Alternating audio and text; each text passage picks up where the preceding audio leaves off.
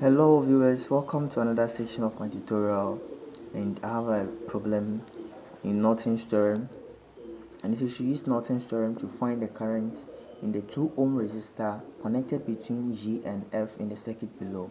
So we have this branch E and F here, and this is the 2 ohm resistor in which we are finding the current through.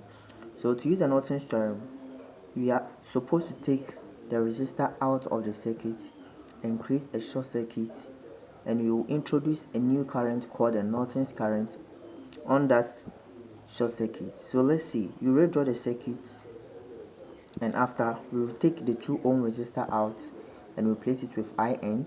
Then we know that this 7 volt will produce a current, say I, let's say I will pass through 2 ohms. When it reaches here, it will split into I1, then also it will pass through, it will split into I1 then I2, then I1 will pass through 5 ohm. Upon reaching here, we know that it will split into IN, then the remaining that will pass through 2 ohm is going to be I1 minus IN here nicely. So once you have this, the next thing to do is to find the value for IN. So to find the value for IN, we can take different loops and use the Kirchhoff's voltage law to find our IN.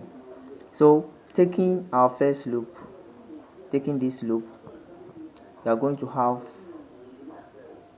so taking this, let's say taking this loop here, we're going to have the 5 ohm moving this direction. So if you take this direction, you're going to have the voltage drop here plus the voltage drop here, here and here to be equal to 0.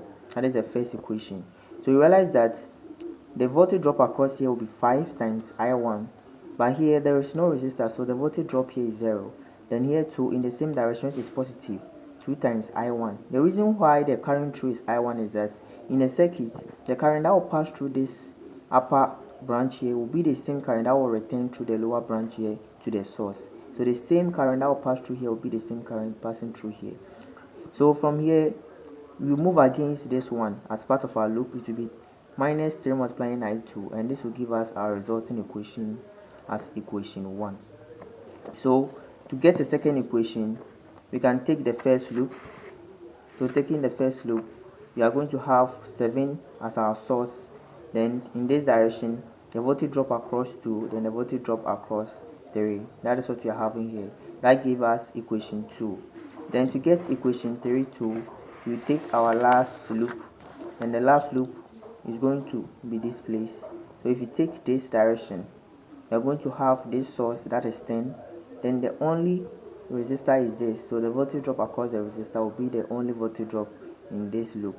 So that will be this, and it will give us this as a resulting equation for the loop. So you end up getting the value for I1 then I2 from just this 1 and 2 equation. Once you get the value for I1, you can put it here to get your IN. So from equation 3, we can put the value for this I1 into this equation, so that you get IN to be equal to 21 over 41 minus 5, and this will give us our IN to be negative 184 over 41 amperes, or negative 4.488 amperes. Now the reason why it's negative because of the direction we took. If we had taken an upward direction, it would have been positive. So this means that the correct sense of the Norton's current is moving up. So let's move to finding the Norton's resistance. To find the Norton resistance, you have to take the resistor out and also deactivate all the sources.